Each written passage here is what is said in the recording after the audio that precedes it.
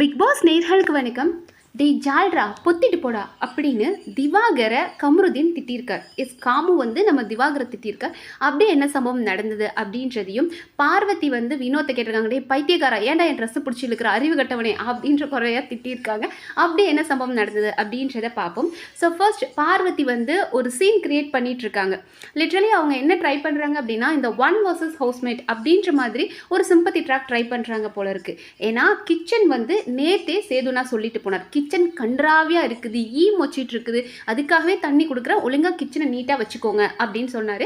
And இன்னைக்கு பார்த்தோம் அப்படின்னா சபரி கிச்சன் டீமில் இருக்கார். ஸோ சபரி இருக்க இடத்துல பயங்கர பர்ஃபெக்டாக இருக்கணும் அப்படின்னு ட்ரை பண்ணுவார். ஸோ சபரி அவர் காலையிலே சொல்லிட்டார், இது பார்வதின்றதுக்காக இல்லை, அவர் காலையிலே சொல்லிட்டாரு, நம்ம கிச்சன் டீம் நாங்கள் வந்ததுக்கப்புறம் யாருமே உள்ளே வரக்கூடாது, நாங்கள் 3 பேர், அதாவது சபரி, எஃப்ஜே, கலையரசன், நாங்கள் 3 பேர் கிச்சன் டீமில் இருக்கோம், அப்புறம் வெசல் வாஷிங் இவங்க மட்டும் தான் உள்ளே இருக்கணுமே தவிர மற்றவங்க யாருமே உள்ளே வரக்கூடாது.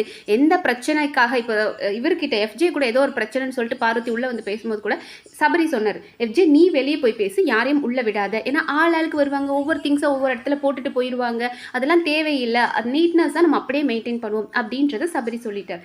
ஆனால் இது பார்வதிக்கு செம்ம காண்டு. காலையிலே பார்வதி இருந்துட்டு, டே சபரி என்னடா ஏதோ மிலிட்ரி கேம்ப்ல இருக்கிற மாதிரி கிச்சனை அப்படி மெயின்டைன் பண்ணிக்கிட்டு இருக்க அப்படின்ற ஒரு வெறுப்பு அவங்களுக்கு ஆல்ரெடி இருந்தது. இவன் மட்டும் என்ன இவன் சொல்லி நம்ம கேட்கணுமா அப்படின்ற இன்டென்ஷன் இருந்தது. அதனாலே அப்பப்போ அந்த கிச்சன் ஸ்லாப்ல ஏறி உட்காந்துக்கிறது மதியமும் பண்ணாங்க. இப்போ நைட்டும் அதே மாதிரி தான் கிச்சன் ஸ்லாப்ல ஏறி உட்காந்துட்டு இருக்காங்க. இத்தனைக்கும் அவங்க அந்த இடத்தெல்லாம் க்ளீன் பண்ணிட்டு இருக்காங்க. க்ளீன் பண்ற நேரம் போய் இவங்க உட்காந்துக்கிட்டாங்க. அப்போ துஷாரும் வந்து பேசுறாரு, இதெல்லாம் பண்ணாதீங்கன்றாரு.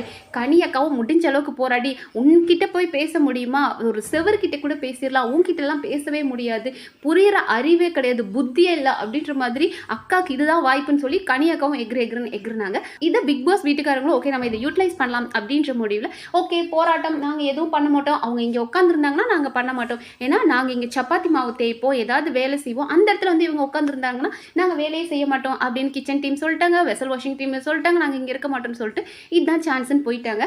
ஸோ பார்வதியோடது என்ன அப்படின்னா, நீங்கள் 19 பேர் ஒரு விஷயத்த சொல்கிறீங்க அப்படின்னா நான் அதை ஒத்துக்க முடியாது, ஏன் நான் உள்ளே வரக்கூடாது, நான் சூப்பர் டீலக்ஸ் வீட்டில் இருக்கிறேன், அது மட்டும் இல்லாமல் இந்த இடத்துல நிற்கக்கூடாது உட்காரக்கூடாது ஏன் சொல்கிறாங்க அப்படின்றாங்க. அதுக்கு நம்மளோட துஷார் சைட்லேருந்து இல்லை ஏதாவது உடஞ்சிருச்சுன்னா என்ன பண்ண அப்படின்னா, அப்போ இதுக்கு முன்னாடியும் தான் எத்தனையோ இடங்கள்ல யாரோ எதையோ உடைச்சாங்க, அதுக்கு நம்ம அந்த இடத்துக்கு போகாமல் இருக்கோமா அப்படின்ற மாதிரி நியாயமாக நிறைய விஷயங்கள் கேட்குற மாதிரி இருக்குது. பட் ப்ராக்டிக்கலி நீங்கள் யோசிச்சு பாருங்களேன், அந்த இடத்துல சொன்ன மாதிரி அவங்களுக்கு சப்பாத்தி தேய்க்கிறதுக்கு ஸ்பேஸ் வேணும், நீங்கள் வந்து உட்காருவீங்க, உங்கள் ஃப்ரெண்ட்ஸ் ஒரு 4 பேர் வந்து அங்கே பேசிக்கிட்டு இருப்பாங்க, ஆளுக்கு ஒவ்வொரு இடத்துல ஒவ்வொரு விஷயத்தை போட்டுட்டு டிஷ்யூ தூக்கி அங்கே போட்டுட்டு போவாங்க, எடுக்கிற பொருள் அப்படியே வச்சுட்டு போவாங்க, நீட்டாக இருக்காது. அந்த மனுஷன் ஆல்ரெடி சேதுனா சொல்லிட்டே போனால் நீட்டாக மெயின்டைன் பண்ணுங்கன்னு. ஸோ அதனால் ஒரு நீட்னஸ்க்காக தான் இதை பண்ணணுன்றாங்க. அதில் விட்டு கொடுத்து போனால் என்ன, அதை விட்டுட்டு நான் பிடிச்ச முயலுக்கு 3 கால் தாண்டா, நான் இப்படி தாண்டா பண்ணுவேன் அப்படின்னு சொல்லி சண்டை பிடிச்சி பார்த்தாங்க. ஒரு கட்டத்தில் எல்லாரும் இருந்துட்டு நாங்கள் சமைக்கவே மாட்டோம், சாப்பாடே கிடையாதுன்னு சொன்னதுக்கப்புறம் மேடம் கோச்சிட்டு போய் படுத்துக்கிட்டாங்க. அவங்க சாப்பிடவே மாட்டேன், நீங்கள் அப்படி சமைச்சு கொடுத்து நான் சாப்பிட மாட்டேன்னு மேடம் கோச்சிட்டு போய்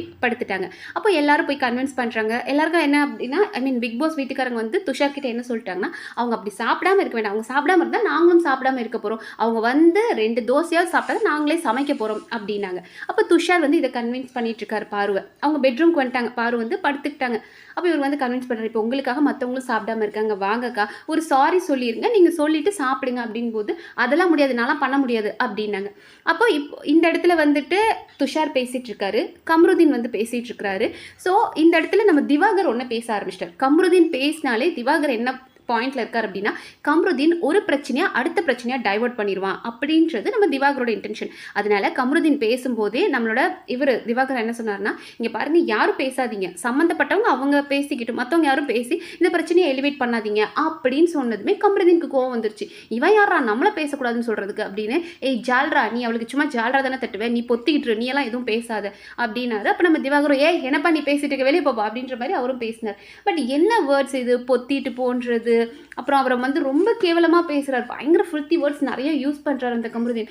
சைக்கோனாலும் சைக்கோ, அவனுக்கு என்ன பிரச்சனைனாலும் யார் கூட பிரச்சனைனாலும் திவாகரை பேசணும் அப்படின்ற மாதிரி இருக்கார். பட் திவாகர் ஆக்சுவலி ஒரு சில விஷயங்கள் கரெக்டாக தான் அவர் பேசுகிறார். இப்பவும் சரி அவரும் பார்வதி கிட்ட சொன்னார், பார்வதி விடு பாரு, ஏன் எல்லாரையும் வந்துட்டு நீ சாப்பிடாம இப்படி பண்ணிட்டு இருக்க பாரு அப்படின்ற மாதிரி அவர் கேட்குறார். ஸோ இந்த டாக் போயிட்டு இருக்கும் போதே நம்மளோட கேப்டன் துஷார் பேசிட்டு இருக்காரு. அந்த நேரம் வினோத்தும் அங்கே வந்து பார்வதியை கன்வின்ஸ் பண்ணும்போது அவங்க பாட்டு அந்த பிளாங்கெட் போட்டு படுத்துட்டாங்க. ஆனால் இவன் லூசு போய மாதிரி பிளாங்கெட் கட்டை பிடிச்சி நம்ம வினோத் இழுத்துனது பார்வதிக்கும் வந்துருச்சு. ஏன் அண்ணா இந்த வேலையெல்லாம் பண்ணாதுன்னா உனக்கு தெரியுமா நான் எப்படி படுத்திருக்கேன்னு. ஏன்னா அவங்களே ஒரு ஷார்ட் ஸ்கர்ட் போட்டிருக்காங்க. ஸோ பிளாங்கெட்குள்ளே போய் அதனால தான் அவங்க ஷார்ட் ஸ்கர்ட் போட்டனால தான் அந்த பிளாங்கெட் போட்டுட்டே படுக்கிறாங்க. அது தெரியாமல் நீ பிடிச்சி இழுக்கிறியா, அறிவு கட்டவ மாதிரி ஏதாவது பண்ணாத விடுன அப்படின்னு. இந்த வினோத்தும் சாதாரண பயபுள்ள இல்லைங்க. இவன் ஆல்ரெடி ரம்யா ஜோவோட பின்னாடி தட்டுவன். பின்னாடி அப்படின்னா முதுகில் பொம்மை தட்டிட்டு இருந்தவன். அதனால இவனும் பயங்கரமான பொறுக்கி. ஸோ பார்வதி இருந்துட்டு மிரட்டி விட்டுருச்சு, இங்கே பாருங்கண்ணே இந்த வேலையெல்லாம் பண்ணாதீங்க, எனக்கு எல்லாம் சுத்தமாக பிடிக்காது அப்படின்ற மாதிரி. நான் என்ன பண்ணுறேன் எப்படி படுத்திருக்கேன்னு தெரியுமா, என் ட்ரெஸ் எப்படி இருக்குன்னு தெரியுமா, இது வேலையெல்லாம் பண்ணாதீங்க அப்படின்ற மாதிரி மிரட்டி விட்டுட்டாங்க. பட் பார்வதி ஒரு விஷயத்தை இன்டென்ஷனலாக பண்ணுறது நமக்கு தெரியும்.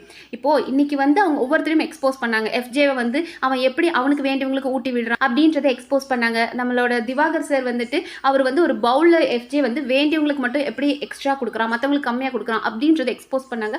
அதெல்லாம் சூப்பராக இருந்துச்சு. பட் இன்னைக்கு இந்த ஒரு ஃபைட் வரணும், 1 vs ஹவுஸ்மேட்ஸ் அப்படின்ற மாதிரி கொண்டு போகணும்னு பார்வதி இன்டென்ஷன்லாம் பண்ணுறது நல்லா இல்லை. பட் கம்ருதீனும் ரொம்ப வேர்ட்ஸ் விடுறாரு. பட் திவாகர் பாவம், அவர் பேசினா கொஞ்சம் சென்சிபிளாக தான் பேசுகிறாரு. இன்னைக்கு அவர் அட்ரஸ் பண்ண பிரச்சனைகள் எல்லாமே நியாயமான பிரச்சனையாக தான் எனக்கு தோணுது. ஸோ பார்வதி வாண்டடாக ஒரு சீன் கிரியேட் பண்ணுறாங்க. ஒருவேளை நாமினேஷனில் இருக்கிற மாதிரி இந்த மாதிரி ஸ்டண்ட்லாம் அடிக்கிறாங்களா? அண்ட் கம்ருதீன் பற்றி உங்களோட ஒப்பீனியன் என்ன அப்படின்ற எல்லாத்தையும் கமெண்ட் செக்ஷனில் சொல்லுங்கள். அண்ட் இந்த வீடியோ உங்களுக்கு பிடிச்சிருந்தா சப்ஸ்கிரைப் பண்ணி சப்போர்ட் பண்ணுங்கள். நன்றி.